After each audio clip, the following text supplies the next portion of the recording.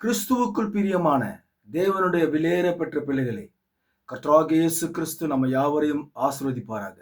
God bless you. பிரியமான Christ revelation the message 359வது முறையாக யூடியூபின் வழியாக செய்திருக்கும்படியாய் பரிசுத்த ஆவியானவர் செய்த கிருபைக்காக பரிசுத்த ஆவியானவரை கோடி கோடியாய் ஸ்தோத்தரிக்கிறேன்.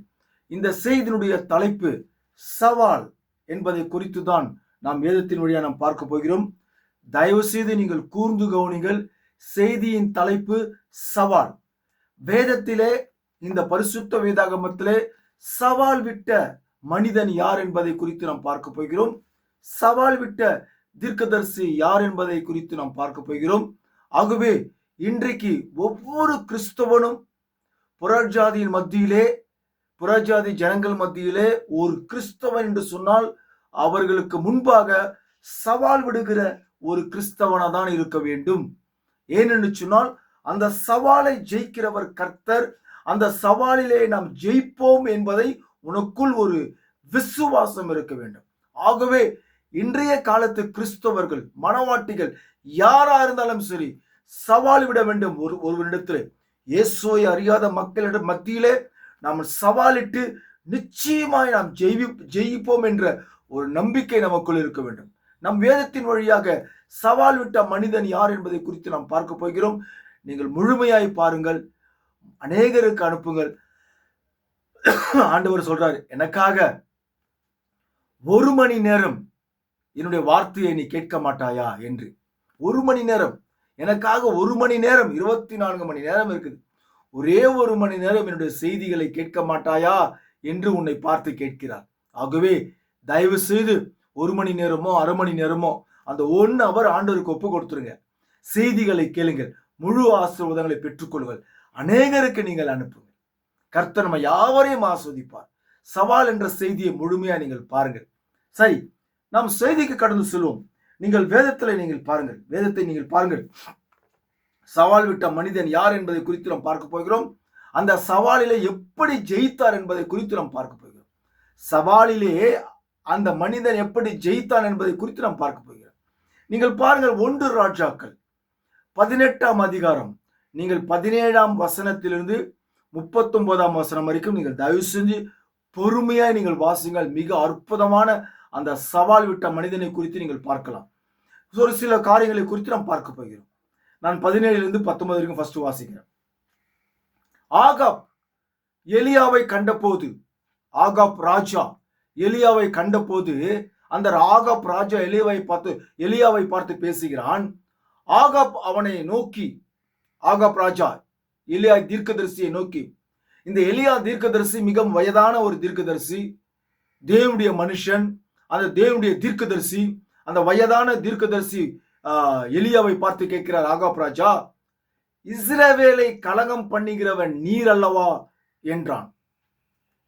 அதாவது இன்றைக்கு கிறிஸ்து இயேசுனுடைய சத்தியத்தை குறித்து, உண்மையான வெளிப்பாடை குறித்து, உண்மையான மறைப்பொருளை குறித்து இன்றைக்கு ஒரு கிறிஸ்தவனிடத்திலோ இல்ல ஒரு புறஜாதி மத்தியிலோ நாம் அவரை குறித்து பேசும்பொழுது அவர்கள் சொல்லுகிற ஒரு காரியம் என்னவென்றால், இந்த கிறிஸ்தவ ஜனங்க தாயா கலகம் பண்ணிருக்கிறாங்க, எல்லாரையும் இந்து மதத்தில் இருக்கிற மக்கள் எல்லாம் மதம் மாற்றி அவங்க மதத்தில் இழுத்துக்கிறாங்க அப்படின்னு சொல்லி இன்றைக்கு புறஜாதி மனிதர்கள் சொல்றாங்க.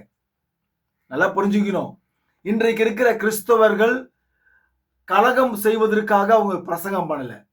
உண்மையான தேவன் யார் என்பதை, உண்மையான கர்த்தராகிய இயேசு கிறிஸ்து யார் என்பதை குறித்து அவர்கள் பிரச்சாரம் செய்கிறார்களே தவிர எங்கள் மதத்துக்கு வாங்கல் என்று யாருமே இதற்கு கூப்பிடல. அப்படி எவனா ஒருத்தன் பைத்தகரமா கூப்பிட்டா அவனுக்கு பிரசங்கம் பண்ண தெரியலன்னு அர்த்தம். ஆனால் இயேசு கிறிஸ்து எங்கள் மதத்துக்கு வாங்கன்னு சொல்லல. மனம் திரும்புங்கள், பரலோக ராஜ்யம் சமீபத்தில் இருக்கிறது, மனம் தான் திரும்ப சொன்னாரு. அவ்வளவுதான் சொன்னார ஒழிய வேற மதம் மாறம் சொல்லல. நீங்க அந்த மதத்துல மட்டும் இருங்க. நீங்க மனம் திரும்பினால் போதும், உண்மையான தெய்வம் யார் என்பதை நீங்கள் அறிந்து கொள்வீர்கள். அதுதான் பிரசங்கம் பண்றாங்க இன்னைக்கு இருக்கிற கிறிஸ்தவர்கள். ஆனா அவங்க புறஜாதிகள் என்ன பண்றாங்க கேட்டாக்கா, இவங்களாம் கலகத்தின் ஆவி, கலகம் பண்றதுக்காகவே இந்த ஊருக்குள்ள வராங்கய்யா, அச்சு தொத்தியான்னு சொல்றாங்க. அந்த மாதிரி பேசும்போது அவர்கள் அத்தனை பேரும் நீங்க கூப்பிடணும். எலியா தீர்க்கதரிசி என்ன செஞ்சாரோ நீங்க கொஞ்சம் வித்தியாசமா நீங்க செய்யணும். சரி, அப்படி நம்ம வித்தியாசமா செய்யறது கர்த்தர் நமக்கு என்ன அதிகாரம் கொடுத்திருக்கிறார், அதெல்லாம் நம்ம பார்க்கிறோம் வேதத்துல. இப்ப இத குறிச்சு நம்ம பார்க்க போறோம். நீங்கள் கலகம் செய்கிறீர்கள் என்று ஆகாப் ராஜா எலியாவை பார்த்து கேட்கிறார். இன்றைக்கு அநேக மக்கள் அப்படிதான் சொல்றாங்க. இன்றைக்கு ஒரு மனவாட்டி, பியூர் மனவாட்டியை பார்த்து கிறிஸ்தவர்களே சொல்றாங்க, நீ ஒரு கலகக்காரன், உன்னுடைய சத்தியம் சரியில்லை. ஏன்னா உண்மையான சத்தியத்தை குறித்து நாம் பேசுவோம் என்று சொன்னால் இன்றைய உலகத்தில் இருக்கிற சாத்தானுடைய ஆவிகளுக்கு பிடிக்காது. அதுதான் விஷயம். சரி, ஓகே. அதற்கு அவன், இஸ்ரவேலை கலங்கம் பண்ணுகிறவன் நான் அல்ல. இன்றைக்கு இருக்கிற கிறிஸ்தவ மக்கள் கலகம் செய்கிறவர்கள் அவர்கள் அல்ல. அவர்கள் கலகத்தின் ஆவி உள்ள பிள்ளைகள் அல்ல. கிறிஸ்தவர்கள் அவர்கள் கலகம் செய்ய முடியாத ஒரு ஊருக்குள்ள வரவில்லை. உண்மையான ரியல் தேவனை, உண்மையான கடவுளை குறித்து, உண்மையான இறைவனை குறித்து போதிப்பதற்காக தான் கிராமம் கிராமமா போய் செல்கிறார்கள். அவர்கள் கலகம் செய்வதற்காக கிராமத்துக்குள்ள போல, பட்டணத்துக்குள்ள போல, வீட்டுக்குள்ள போல. நான் சொல்றது உண்மையான பியூர் மனவாட்டியை குறித்து, உண்மையான பியூர் விசுவாசியை குறித்து பேசுகிறேன். சரி, கர்த்தரின் கட்டளைகளை விட்டு பாகாலை பின்பற்றினதினால் நீரும் உம்முடைய தகப்பன் வீட்டாருமே இஸ்ரவேலை கலகம் பண்ணுகிறீர்கள். பாருங்க, இந்த வார்த்தையை கேளுங்க. வயதான எலியா சொல்றாரு, நான் கலகம் பண்ணல, நீயும் ஆகாப் ராஜாவை பார்த்து சொல்றாரு, நீயும் இஸ்ரவேல் ஜனங்களை பாகாலை பின்பற்றுகிறீங்க. பாகாலை பின்பற்றுகிற தெய்வத்தை, அந்த பாகால் யாருன்னு சொன்னாக்கா புறஜாதி தெய்வம். யெகோவா தேவனை ஆராதிக்காமல் இருக்கிற இஸ்ரவேல் ஜனங்கள் இந்த ஆகாப் ராஜா பாகால் தெய்வத்தை ஆராதிக்கும்படியாய் அங்குள்ள மக்களை தூண்டி விடுகிறான். அங்குள்ள மக்களை ஆராதனை செய்ய முடியாது செய்கிறான். அதுதான் எலியா தீர்க்கதரிசி சொல்றாரு, நீரும் இஸ்ரவேல் ஜனங்களை கலகம் பண்ற, பாகால் தெய்வத்தை ஆராதிக்க முடியாது நீ செஞ்சு நிற்கிற. நான் அப்படி செய்யல. இன்றைக்கு கிறிஸ்தவர்கள் பாகால் தெய்வத்தை ஆராதிக்கல. அதாவது உண்மையான சத்தியத்தை விட்டுட்டு போலியான சத்தியங்களை விசுவாசிக்கிறார்கள். இன்றைக்கு அநேகர் எப்படி இருக்கிறான்னு கேட்டாக்கா, போதகர்கள் கலகம் செய்கிற போதகர்களா தான் இன்னைக்கு கிறிஸ்துவ மதத்தில் இருக்கிறாங்க. கலகம் செய்கிற குருமார்கள் தான் இன்றைக்கு கிறிஸ்துவ மதத்தில் இருக்கிறாங்க. கலகம் செய்கிற ஆவிதான் நீ கிறிஸ்துவ மதத்தில் உலாவிக் கொண்டிருக்கிறது. அங்க மட்டும் இல்ல, புறஜாதி மத்தியிலும் கூட கலகத்தின் ஆவிதான் இருக்கிறது. உண்மையான பியூர் கிறிஸ்தவன், பியூர் மனவாட்டி கலகத்தின் ஆவி அவனுக்குள் இருக்காது. அவன் உண்மையான வார்த்தையை குறித்து தான் பேசுவான். பாருங்க, கர்த்தரின் கட்டளைகளை விட்டு பாகாலை பின்பற்றுகிறதினால் நீரும் உம்முடைய தகப்பன் வீட்டாருமே இஸ்ரவேல் ஜனங்களை கலகம் பண்ணுகிறீர்கள். பாத்தீங்களா? அன்னைக்கு அவங்க பாகால் தெய்வத்தை பின்பற்றினாங்க. இன்னைக்கு உண்மையான சத்தியத்தை, தேவனுடைய உண்மையான சத்தியத்தை பின்பற்றுவது இல்லை. ஹல்லேலூயா. மனிதனால் உபதேசம் செய்கிற, மனிதனுடைய கற்பனையினாலே உபதேசம் செய்கிற மனிதனுடைய போதகர், மனிதனுடைய அவனா ஏற்படுத்தி, அவனா காலேஜுக்கு போய், அவனா படிச்சு, அவனா பாஸ்டர் ஆகி, இன்னைக்கு இருக்கிற சாதாரண ஆளுங்கெல்லாம் ஆட்டோ டிரைவர், பஸ் டிரைவர், கூலி வேலை செய்யறவன், வாட்ச்மேன் வேலை செய்யறவன், இவனா ஏற்படுத்தி நான் போதகர் என்று சொல்லி ஏற்படுத்தி சொந்த வியாக்கானத்தை இன்னைக்கு கொடுத்து கொண்டு வருகிறார்கள். இன்றைக்கு சபையிலே அவர்கள் யார் என்று பார்க்க போனால் கலகத்தின் ஆவி உள்ள பிள்ளைகளா இருக்கிறாங்க. அவங்ககிட்ட வெளிப்பாடு இருக்காது, அவங்ககிட்ட மறைப்பொருள் இருக்காது, அவங்ககிட்ட ஒண்ணுமே இருக்காது. சொந்த வியாக்கியானத்தை கொடுத்து, சத்தியத்தை கொடுத்து ஒன்றுமே தெரியாது. ஆனால் பாஸ்டர் என்று சொல்லுவாங்க, கிறிஸ்தவர் என்று சொல்லுவாங்க, ஐரி என்று சொல்லுவாங்க, போதகன் என்று சொல்லுவாங்க, குருமார்கள் என்று சொல்லுவாங்க. இன்றைக்கு கிறிஸ்துவ சபையிலே அவர்கள் தான் இன்றைக்கு உண்மையான கிறிஸ்துவ பிள்ளைகளை கலகம் செய்கிற பிள்ளைகளாக இருக்கிறார்கள். அல்லேலூயா. தெரியுமா உங்களுக்கு? இது உண்மை. சரி, பாருங்க, இப்போதும் கார்மேல் பர்வதத்திலே இஸ்ரவேல் அனைத்தையும் பாகாலின் தீர்க்கதரிசிகள் 450 பேரையும், பாகால் யாருன்னு கேட்டாக்கா அவன் ஒரு புறஜாதி தெய்வம். அந்த எலியா இருந்த காலத்திலே, வயதான அந்த எலியா இருந்த காலத்திலே அந்த பாகால் சொல்லக்கூடிய அந்த தெய்வத்தை ஆராதனை செய்து கொண்டு வந்தார்கள் அன்ற நாட்களிலே. அப்ப பாருங்க, அந்த பாகாலின் தீர்க்கதரிசிகள் 450 பேரையும், எசேபேலின் பந்தியிலே சாப்பிடுகிற தோப்பு விக்கிரத்தின் தீர்க்கதரிசிகள் 400 பேரையும் என்னிடத்தில் கூட்டி வர ஆட்களை அனுப்பும் என்றான். சரியா போச்சு. ஓகே, இப்ப இந்த எலியா சொல்லிட்டாரு, என்கிட்ட கூட்டுன்னு வா. உங்ககிட்ட எத்தனை பேர் இருக்கிறாங்க? மொத்த பேரும், அத்தனை பேருமே என்கிட்ட கொண்டு வா. அத்தனை பேரும் என்கிட்ட கொண்டு வா. யாரு கலகம் செய்யறான்றது நம்ம பார்த்துடலாம். அப்ப இந்த எலியா தீர்க்கதரிசி, வயதான தீர்க்கதரிசி சொல்றாரு, இங்க எலியா சொல்றாரு, நான் வந்து கலகம்லாம் பண்ணல, ஆகாப் ராஜாவே நீ தான் கலகம் பண்ணினுக்கிற அப்படின்னு சொல்றாரு. இப்ப நான் வாசிக்கிறேன் கேளுங்க. இப்போதும் சரி எல்லாரும் கூட்டு வந்துட்டாரு, ஆகாப் ராஜா எல்லா தீர்க்கதரிசியும் கூட்டு வந்துட்டாரு கார்மேல் பருவத்துல. இப்போ எலியா தீர்க்கதரிசி ஒத்தாளு, தேவனுடைய மனுஷன், ஒத்தாளு, ஒரே மனுஷன், தேவனுடைய மனுஷன். அங்க 450 கள்ள தீர்க்கதரிசிகள், அங்குள்ள இஸ்ரவேல் ஜனங்க, அங்குள்ள மக்கள் அநேக பேர் வந்துட்டாங்க வச்சுக்கோங்க, 1000 பேர் வந்துட்டாங்க அங்க. இப்ப பாருங்க, இப்ப சொல்றாரு எலியா தீர்க்கதரிசி, வயதான எலியா தீர்க்கதரிசி, இப்போதும் 2 காளைகளை என்னிடத்தில் கொண்டு வரட்டும், ஒரு காளையை அவர்கள் தெரிந்து கொள்ளட்டும், சந்து சந்தாக துண்டு துண்டாக வெட்டி நெருப்பு போடாமல் விறகில் மேல் வைக்க கடவார்கள். நான் மற்ற காளைகளை அப்படியே செய்து நெருப்பு போடாமல் விறகுகளின் மேல் வைப்பேன். நீங்கள் உங்கள் தேவனுடைய நாமத்தை சொல்லி கூப்பிடுங்கள்.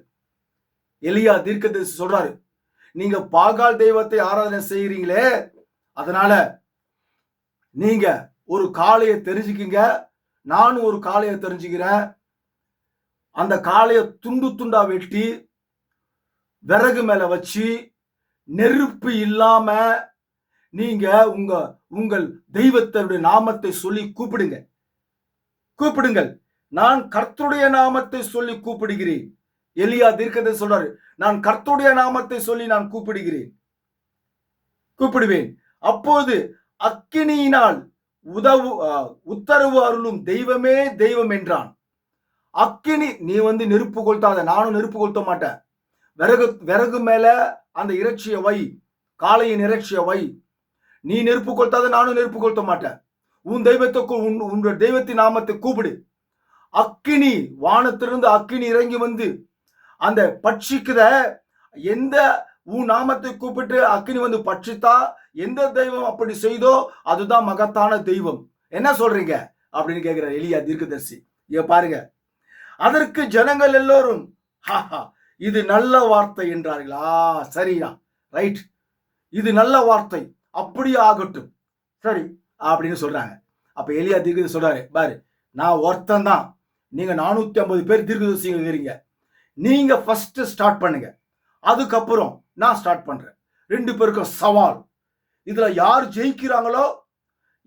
ஜெயிக்கிறாங்களோ அவங்க பக்கம் நீங்க வந்துடணும். அப்படி நீங்க ஜெயிச்சீங்கன்னா நானு கர்த்தர் தெய்வம் இல்லை சொல்லிட்டு, உங்க பாகால் தெய்வம் தான் உண்மையான தெய்வம் சொல்லிட்டு உங்ககிட்ட நான் வந்துடுறேன். அப்படி ஏன் கர்த்தருடைய நாமத்தை கூப்பிட்டு என்னுடைய தெய்வம் வானத்திலிருந்து அக்கினி இறங்கி வந்து பட்சித்து போட்டதுனாக்கா, நீங்களாம் அந்த தெய்வம் தான் உண்மையான தெய்வம் என்று சொல்லி அந்த தெய்வன் ஆராதனை செய்யணும் சொல்லிட்டு அப்படிலாம் சொல்லியிருப்பார் எலியா தீர்க்கதரிசி. இப்படிலாம் இருக்குதான்னு கேட்காதீங்க, தேவன் பேசுற வார்த்தை. ஆகவே சரி என்று இது ஒரு நல்ல சவால், ரைட், இந்த சவாலை நாங்கள் ஏற்றுக்கொள்கிறோம் அப்படின்னு சொல்லிட்டு 2 பேருக்கும் போட்டி வருது. இப்போ பாருங்க, அப்போது எலியா பாகாலின் தீர்க்கதரிசிகளை நோக்கி, நீங்கள் அநேகரா இருக்கிறபடினால் நீங்களே முந்தி ஒரு காளையை தெரிந்து கொண்டு அதை ஆயத்த பண்ணி நெருப்பு போடாமல் உங்கள் தேவனுடைய நாமத்தை சொல்லி கூப்பிடுங்கள் என்றான். நெருப்பு போடாமல் உங்களுடைய தேவனுடைய நாமத்தை சொல்லி கூப்பிடுங்கள். ரைட்டு. அப்போ நீங்க நெருப்பே போடக்கூடாது. வானத்திலிருந்து அக்கினி வந்து உங்க தெய்வம் பட்சித்து போட்டதுன்னா அந்த இறைச்சிய, அந்த விறகுகளா, உன் தெய்வம் தான் உண்மையான தெய்வம் அப்படின்னு எலியா தீர்க்கதரிசி சொல்லிட்டாரு. அவங்கள ஒத்துக்கினாங்க.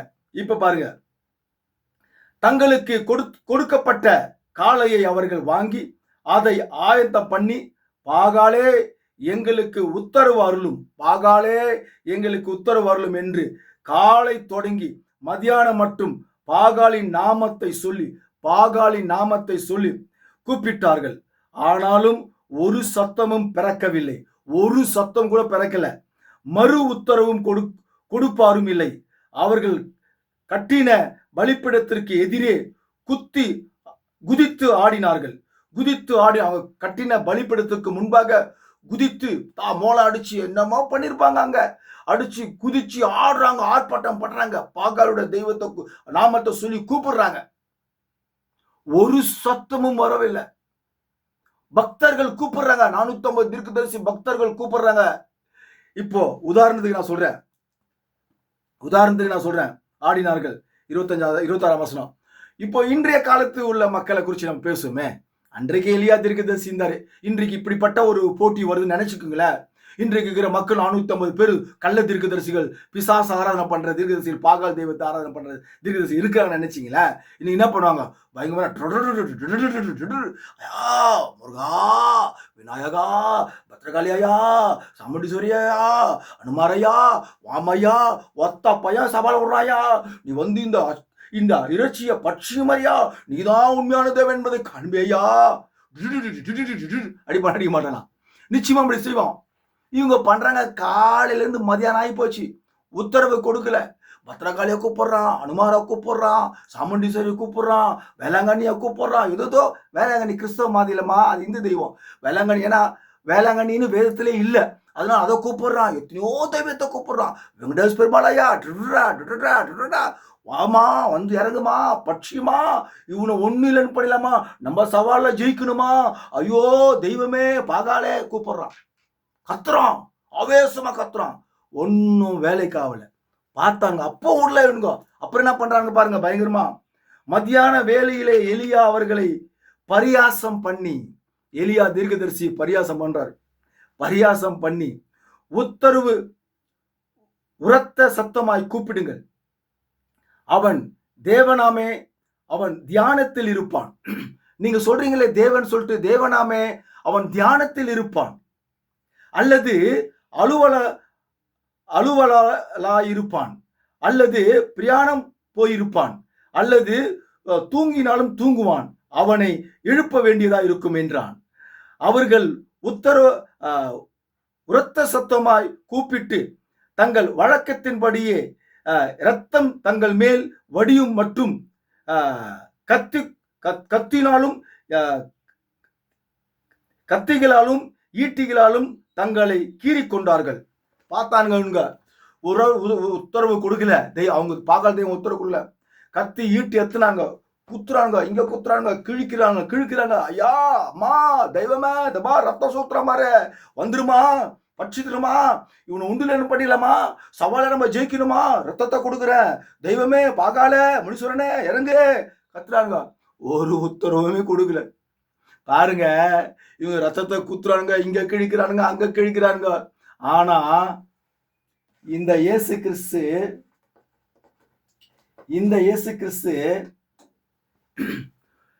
நமக்காக ரத்தத்தையே கொடுத்தாருங்க. மனுஷ ரத்தத்தை கொடுக்குறான் பாகால் தெய்வத்துக்கு. அந்த பாகால் தெய்வம் மனுஷங்கிட்ட ரத்த பலி கேட்குது, மனுஷங்கிட்ட சாராயத்தை கேட்குது, மனுஷங்கிட்ட புடிங்கு துணுது இன்னைக்கு இருக்கிற தெய்வங்கள். ஆனால் இந்த தெய்வம் இன்றைக்கு மனுஷனுக்கு அவருடைய ஜீவனை கொடுத்தது, இவருடைய ரத்தத்தை நமக்கு கொடுத்தார். ஹல்லேலூயா. நம்ம என்ன கேட்டோமா அவர்கிட்ட? உன் ரத்தத்தை குடியான்னு கேட்டோமா? அவர் நிரூபிக்கிறார், இந்த உலகத்தை ஆட்சி செய்யக்கூடிய தெய்வம் நான் ஒண்டித்தாண்டா, உன்னையும் என்னையும் படைச்சது அவர் தாண்டா, இந்த உலகத்தையே சிருஷ்டித்தது நான் தாண்டான்னு ரத்தம் சிந்தி நிரூபித்தார் இந்த தேவன். அவர் கொடுக்கிறார் ரத்தம். ஆனா அன்றைக்கு எலியா தீர்க்கதரிசி அந்த சவால் விடும்போது அங்குள்ள பாகால் தெய்வத்தை ஆராதனை செய்கிற மக்களே குத்திக்கிறாங்க, ரத்தத்தை கொடுக்குறாங்க. அப்போ கூட பதில் வரல. அப்புறம் என்ன நடக்குது பாருங்க நீங்க. அப்ப கூட பதில் வரல. அவர்கள் மத்தியான வேலை சென்ற பின்பு அந்திப்பந்தி செலுத்தும் நேரம் மட்டும் சொல்லிக் கொண்டிருந்தார்கள். ஆனாலும் ஒரு சத்தமும் பிறக்கவில்லை, மறு உத்தரவு கொடுப்பாரும் இல்லை, கவனிப்பாரும் இல்லை. அப்பொழுது எலியா சகல ஜனங்களையும் நோக்கி, போதும், காலையில ஸ்டார்ட் பண்ணிங்க, பொழுதே விடிய போகுது, இது வரைக்கும் உன் தெய்வம் உனக்கு பதில் கொடுக்கல, போதும், நீ குத்தி ரத்தத்தெல்லாம் வர வச்சுட்ட, நீ ஏகப்பட்ட தெய்வத்தை நாமத்தெல்லாம் கூப்பிட்ட, இது வரைக்கும் உத்தரவு கொடுக்கல, இது வரைக்கும் போதும், ரைட்டு. அப்போது எலியா சகல ஜனங்களையும் நோக்கி, என் கிட்டே வாருங்கள், என் கிட்டே வாருங்கள் என்றான். சகல ஜனங்களும் அவன் கிட்டே வந்தபோது தகர்க்கப்பட்ட கர்த்தருடைய பலிபீடத்தை அவன் செய்யிட்டு, இப்போ எலியா தீர்க்கதரிசி ஸ்டார்ட் பண்றாரு. நீங்க இது வரைக்கும் செஞ்ச காரியம் போதும், அப்படியே ஸ்டாப் பண்ணுங்க. உன் தெய்வத்தெல்லாம் கூப்பிட்டு பார்த்த, எத்தனையோ முக்கோடி தேவர்களை கூப்பிட்டு பார்த்த, ஒன்னும் எந்த தெய்வம் வந்து உனக்கு பதில் கொடுக்கல, எந்த தெய்வமும் வந்து உனக்கு இந்த இறைச்சிய பட்சிக்கப்பட அக்கினி வந்து பட்சிக்க போடல. அதனால இது வரைக்கும் போதும், காலையில இருந்து இப்ப வரைக்கும் ஸ்டார்ட் பண்ணிக்க, மாலை வரையும் ஸ்டாப் பண்ணு, இப்போ நான் பண்றேன், எனக்கு ஒதுக்குங்க டைம் அப்படின்னு சொல்றாரு எலியா. மக்கள் பார்த்தாங்க, ஒத்துக்குனாங்க. ரைட், ஏன் தெய்வம் அக்கினியினால நாங்க பண்ண அந்த இறைச்சிய பட்சிக்கல, ரைட்டு, நீ செய், நாங்க பார்க்கிறோம் அப்படின்னு அவங்க இப்ப எலியா கிட்ட கொடுக்குறாங்க. அவங்க ரத்தம்லாம் சிந்துனாங்க, பல தெய்வத்தை கூப்பிட்டாங்க. ஒரு தெய்வமும் கூட அவர்கள் சவாலுக்கு ஏற்றுக்கொள்ளவில்லை. அந்த அந்த இறைச்சியை வானத்திலிருந்து இறங்கி வந்து பட்சிக்கவில்லை. ஏன்னா அது தெய்வம் இல்லை. இன்றைக்கு அறியாமையினாலே ஜனங்கள் கல்லையும் மண்ணையும் படத்தையும் தெய்வம் என்று அறியாமையினாலே செய்து கொண்டு வருகிறார்கள். அவைகள் தெய்வம் இல்லை என்று அவங்க இன்னும் உணர மாட்டேன்றாங்க. ஆனா நம்ம நிரூபிக்கிற உண்மையான தெய்வம் இதுதான் சொல்றோம். இப்ப எலியா தீர்க்கதரிசி நிரூபிச்சாரா என்பது குறித்து நாம் பார்ப்போம். இப்போ எலியா தீர்க்கதரிசி சொல்ற 450 பேரையும் கூப்பிடுறாரு, அங்க உள்ள ஜனங்க கூப்பிடுறாரு, எல்லாம் எலியா கிட்ட வந்தாங்க, எலியா தீர்க்கதரிசி கிட்ட வந்தாங்க. உனக்கு இஸ்ரவேல் என்னும் பேர் இருப்பதாக என்று சொல்லி கர்த்தருடைய வார்த்தையை பெற்ற யாக்கோப்புடைய குமாரரால் உண்டான கோத்திரங்களுடைய இலக்கத்தின்படி 12 கற்களை எடுத்து 12 கோத்திரத்தின்படி 12 கற்களை எடுத்து ஒரு பலிப்படுத்த கட்டினார்.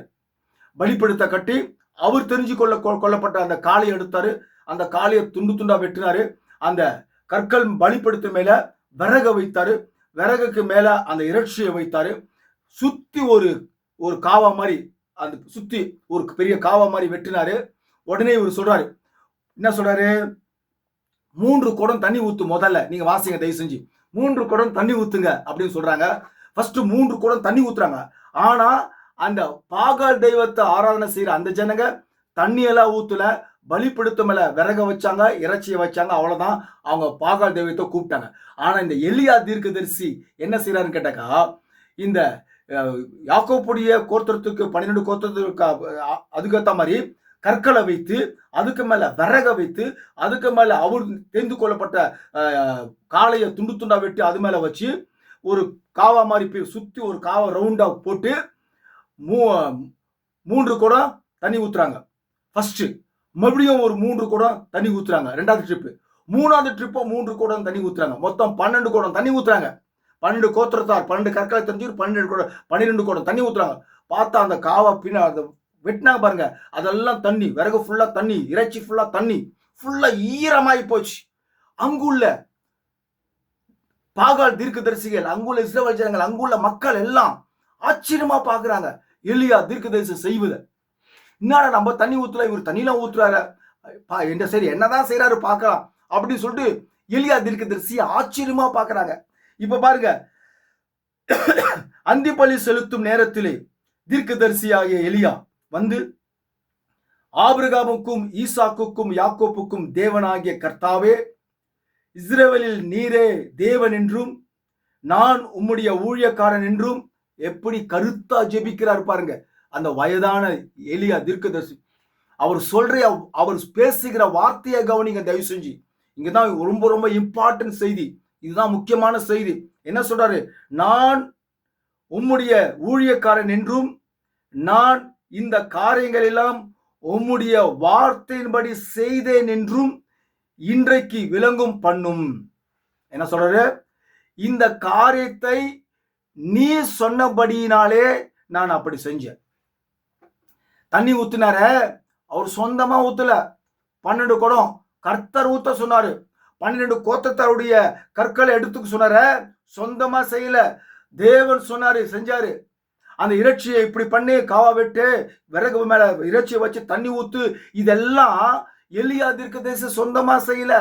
நீங்க சொந்த வியாக்கியானத்தையும் சொந்த பிரசங்கத்தையும் கொடுத்தாக்கா அங்க அற்புதம் நடக்காது. அங்க ஜனங்க சரியான மனவாட்டியா மாற முடியாது, பியூர் கிறிஸ்தவனா இருக்க முடியாது. கர்த்தர் என்ன சொல்றாரோ வேதத்துல,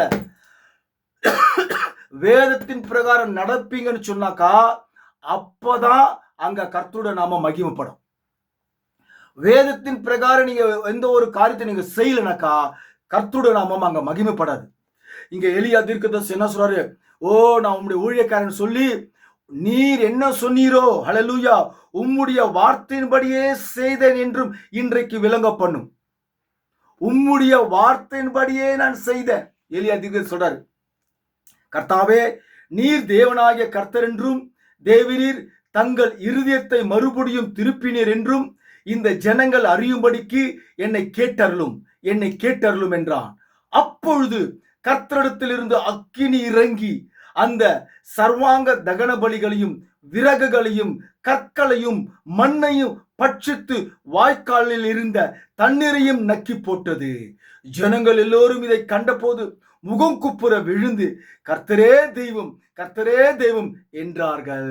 ஹல்லேலூயா. அதுக்கப்புறம் நீங்களா ஃபுல்லா வாசிங்க என்ன நடந்ததுன்னு சொல்லிட்டு பாருங்க. கர்த்தரே தெய்வம் என்று அங்குள்ள மக்கள், அங்குள்ள போலி ஆன தீர்க்கதரிசிகள், அங்குள்ள மக்கள் அத்தனை பெருமை கர்த்தரே தெய்வம் என்று உணர்ந்து கொண்டார்கள். அல்லையா. அங்க எலியா தீர்க்கதரிசி என்ன சொல்றாரு, கர்த்தாவே நீ சொன்னபடியே நான் செய்திருக்கிறேன் அப்படின்னு சொன்ன உடனே வானத்திலிருந்து அக்கினி இறங்கி அங்க இருக்கிற மொத்த தண்ணி, மண்ணு, கல்லு, விறகு, இறைச்சி அத்தனையும் நக்கி போட்டுச்சு. என்ன செஞ்சார் எலியா? ஹல்லேலூயா. அவனும் ஒரு பாடு உள்ள மனுஷன் தான் எலியா. ஹல்லேலூயா. எலியா பெரிய ஆள் இல்ல, தேவனால் தெரிந்து கொள்ளப்பட்ட ஒரு நபர்.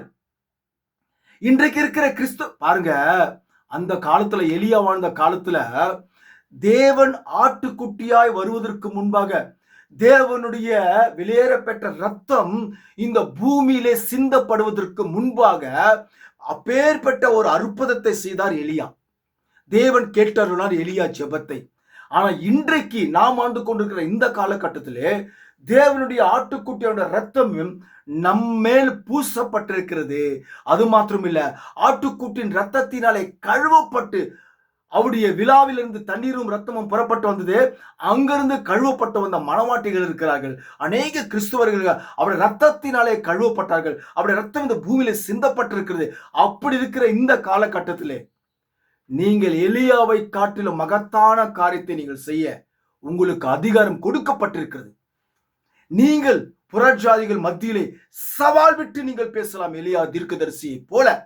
ஆனால் இன்றைக்கு சவால் விடுவது காட்டிலும் இன்றைக்கு இருக்கிற அநேக ஜனங்கள் அடிக்கு பயந்துகணும், வதைக்கு பயந்துகணும்.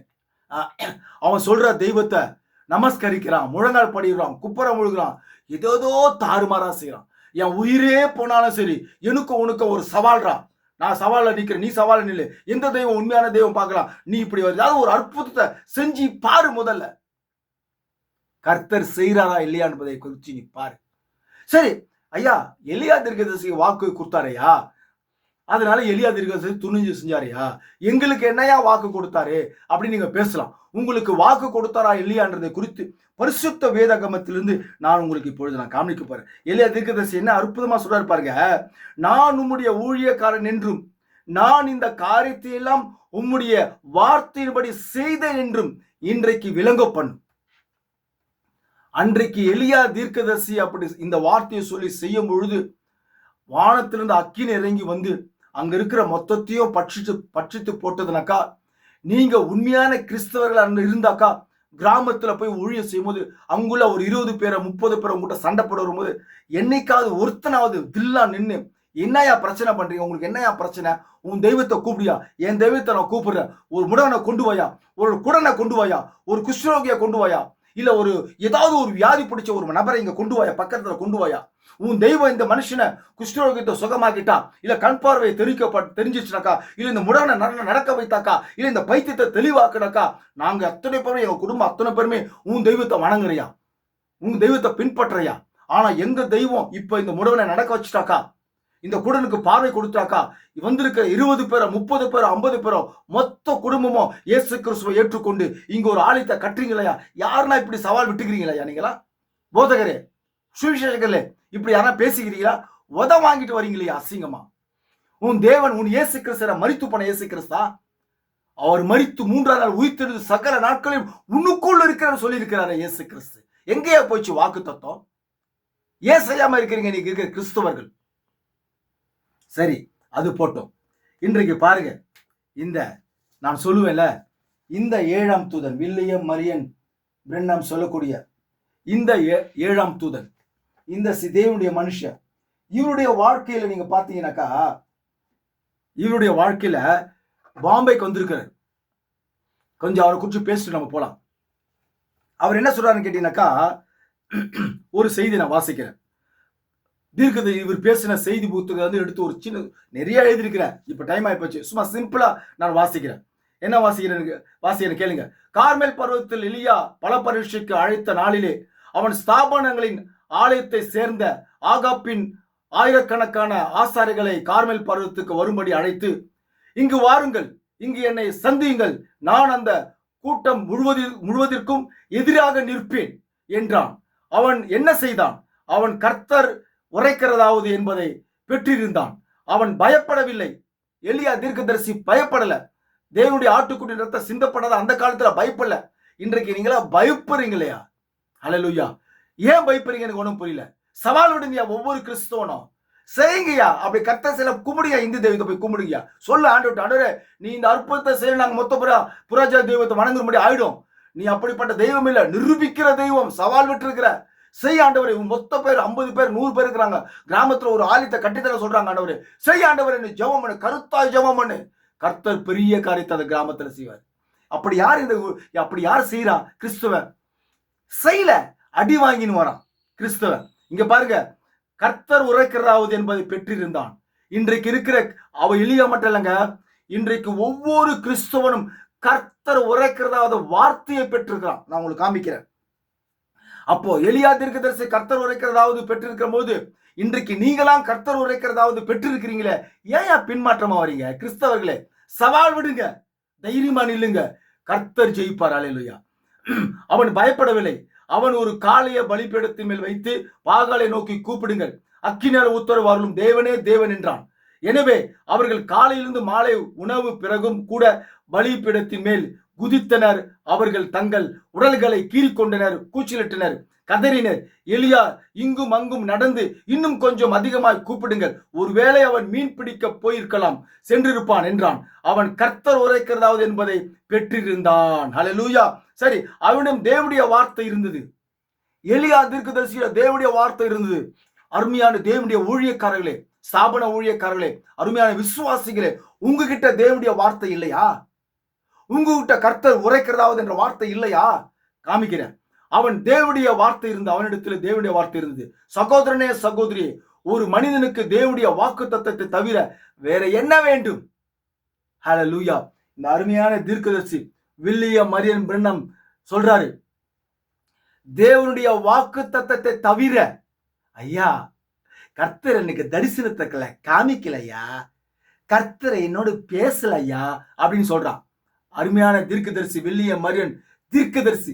எலியா தீர்க்கதரிசியை காட்டிலும் இந்த உலகத்துல கடைசி தீர்க்கதரிசி வில்லியம் மரியன் பிரன்னம் மகத்தான தீர்க்கதரிசி, தேவனுடைய குமாரன். அல்லேலூயா. அதை முதல்ல புரிஞ்சுக்குங்க. இவர் 1965 மரித்து போயிட்டாரு. அவருடைய சத்தியம் இருக்குது. இப்ப இவர் சொல்றாரு, என்ன சொல்றாரு? சகோதரனே சகோதரியே, ஊழியக்காரனே, மனவாட்டி பிள்ளைகளே, மனவாட்டி ஊழியக்காரனே, அல்லேலூயா. ஒரு மனிதனுக்கு தேவனுடைய வாக்குத்தத்தத்தை தவிர வேற என்ன வேண்டும்? தேவன் அதை செய்வதாக வாக்களித்திருக்கிறார். அதை முதல்ல புரிஞ்சுக்கோ. மனவாட்டி பாஸ்டர்களே, மனவாட்டி பிள்ளைகளே, ஸ்தாபன பாஸ்டர்களே, தேவன் வாக்களித்திருக்கிறார்.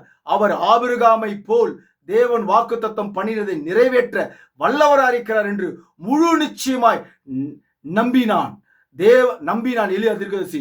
தேவன் அவ்வாறு உரைத்திருந்தால் அவர் அதை செய்யவார் என்று அவர் அறிந்திருந்தான். ஹல்லேலூயா. பாருங்க, ஒரு உண்மையான வார்த்தையை குறித்து உங்ககிட்ட நான் பேச போறேன். அதை நீங்க கேளுங்க. 1900 ஸ்தோத்திர இயேசுவின் ரத்தம். பாருங்க, இவரு வில்லியம் மரியன் பிரன்னம் இந்தியாவுக்கு வந்திருக்கிறார். இந்தியாவில் 1954 ஆண்டில் பாம்பே நகரில் வந்து புனித Paul Indian national Hindustani search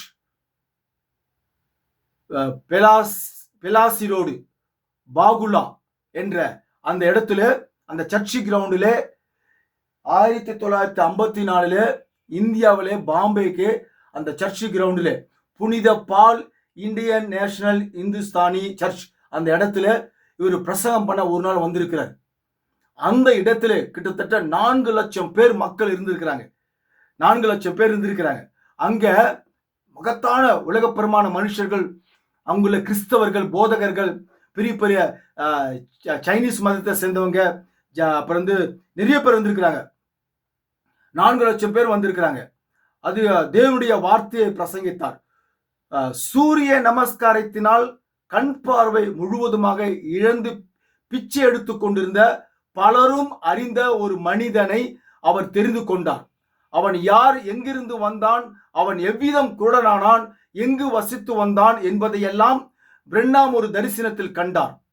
அங்கே புத்த மதத்தினரும் சைனா மதத்தினரும் மற்றும் பலரிடமும் உங்கள் தெய்வங்களை கூப்பிட்டு இவனை கண் பார்வை அளிக்கும்படி சவால் விட்டார்.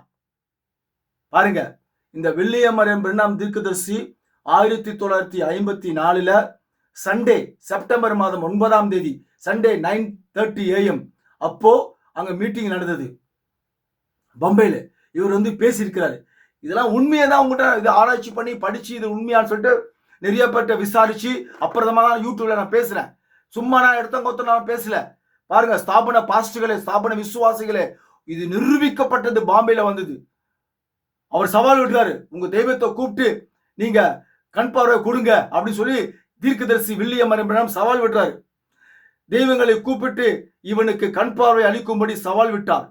எங்கே எல்லோரும் திகைக்கப்பட்டனர். அங்கு உள்ள மக்கள் எல்லாம் திகைந்து போனார்கள். அவருடைய தெய்வங்களின் நாமங்களில் வர மறுத்து விட்டார்கள். இன்றைக்கு இருக்கிற காலத்துல 1954 அவர்களுடைய தெய்வங்களுடைய நாமங்கள் வருவதற்கு மறுத்து விட்டார்கள். ஆனா எலியா தீர்க்கதரிசி கூப்பிடும் போது 450 தீர்க்கதரிசி தைரியமா வந்தானுங்க, தோத்து போனாங்க. ஆனா இன்றைக்கு இருக்கிறவன் ஒருத்தவங்க கூட வரல, பயந்துட்டாங்க. என்னடா அவன் பேரை சொல்றாரு, அவன் இருப்பிடத்தை சொல்றாரு, எப்படி கண் பார்வை போச்சுன்னு சொல்றாரு, எந்த நாள்ல போச்சுன்னு சொல்றாரு, புட்டு புட்டு வைக்கிறாரு, அசந்து போயிட்டாங்க. ஒருத்தவங்க கூட வரல, வர மறுத்து விட்டார்கள். இன்றைக்கு நான் கர்த்தராகிய இயேசுவின் நாமத்தினாலே வருகிறேன் சொல்லி அவன் ஜெபம் எடுத்தார். யாரு? வில்லியம் மரியன் பிரென்னாம் ஜெபத்தை பண்ணாரு. உடனே கண் பார்வை தெரிஞ்சுது. திரளான ஆயிரக்கணக்கான மக்கள் அந்த அற்புதத்தை கண்டு இயேசு கிறிஸ்துவை ஏற்றுக்கொண்டார். ஆயிரக்கணக்கான மக்கள் இயேசு கிறிஸ்துவை ஏற்றுக்கொண்டார்கள் என்று பம்பையில் இருக்கிற அந்த சர்ச்சில் இருக்கிற நபர்கள் எல்லாம் நிரூபித்து அங்குள்ள எல்லோருக்கும் அதை தெரிவித்தார்கள். இது உண்மையான சரித்திரத்தை குறித்து நான் உங்களிடத்தில் பேசுகிறேன்.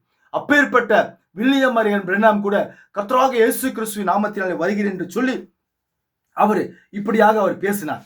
சரி, கர்த்தர் நமக்கு ஏதாவது ஒரு வாக்குத்தத்தம் கொடுத்திருக்கிறாரா? நம்ம எப்படி தைரியமா துணிச்சலா நம்ம போய் அப்படி செய்ய முடியும்? நமக்கு எதனா வாக்குத்தத்தம் கொடுத்திருக்கிறார் என்பது குறித்து நாம் வேதத்தின் வழியா நாம் பார்க்க போகிறோம். நீங்கள் பாருங்கள், தேவனுடைய வாக்குத்தத்தம் நமக்கு கொடுத்திருக்கிறாரா? நமக்கு தேவனுடைய தரிசனம் வந்தா தான் நம்ம இப்படி செய்ய முடியுமா, சவால் விட முடியுமா? அப்படியே இல்ல. அருமையா சொல்றார் தீர்க்கதரிசி, தேவன் நமக்கு ஒரு வாக்குத்தத்தத்தை கொடுத்திருக்கிறார். அவர் உறுதிப்படுத்துவார், அவன் அந்த வாக்குத்தத்தத்தை நிறைவேற்றுவார்.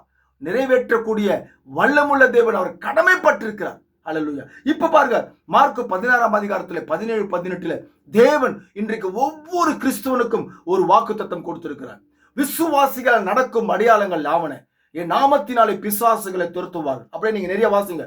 சர்ப்பங்களை எடுப்பார்கள், வியாதிஸ்தர்கள் மேல் கரங்களை வைப்பார்கள். ஹல்லேலூயா. அப்போது அவர்கள் சொஸ்தமாவார்கள்.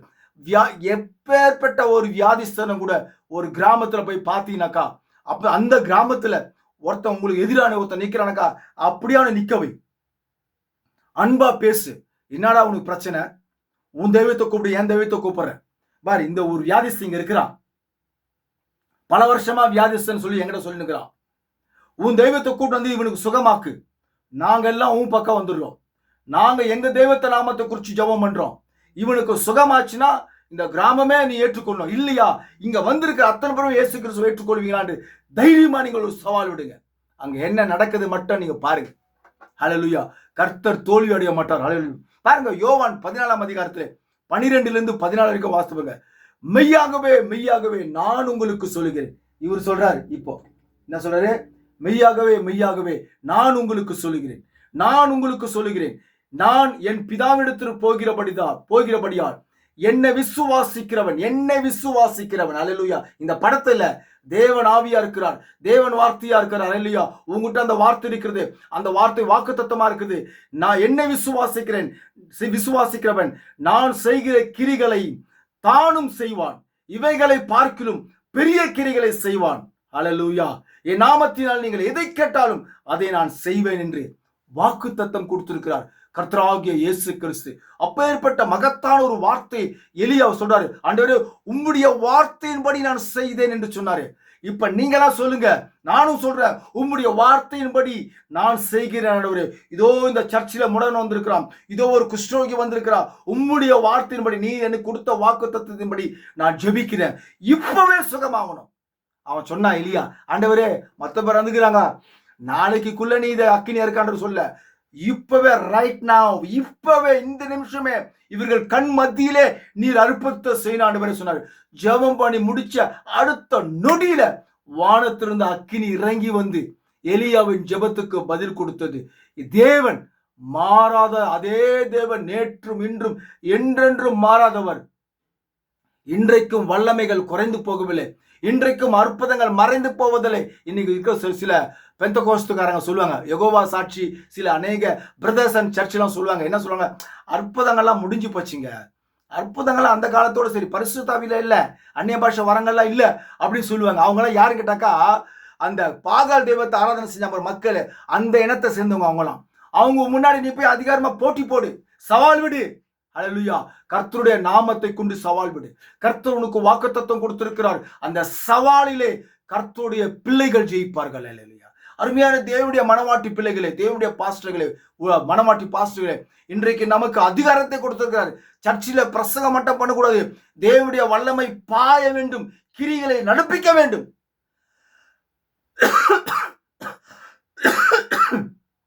தேவன் அப்படி ஒரு வாக்கு தத்தத்தை நமக்கு கொடுத்திருக்கிறார். மெய்யாகவே மெய்யாகவே மெய்யாகவே மெய்யாகவே நான் உங்களுக்கு சொல்லுகிறேன், என்னை விசுவாசிக்கிறவன் நான் செய்கிற கிரிகளை தானும் செய்வான்.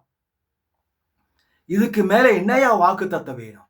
இந்த வாக்கு தத்தத்தை பிடிச்சி ஒவ்வொரு புறஜாதி மத்தியில கிராமத்துல போய் சவால் விட்டு இந்த வாக்கு தத்தத்தை எலியா தீர்க்கதரிசி எப்படி சொன்னாரோ, நீங்களும் இந்த வாக்கு தத்தத்தை தேவனிடத்துல சொல்லி அந்த சவாலில ஜெயிக்க பாருங்கள். இனி பயப்படாதீங்க.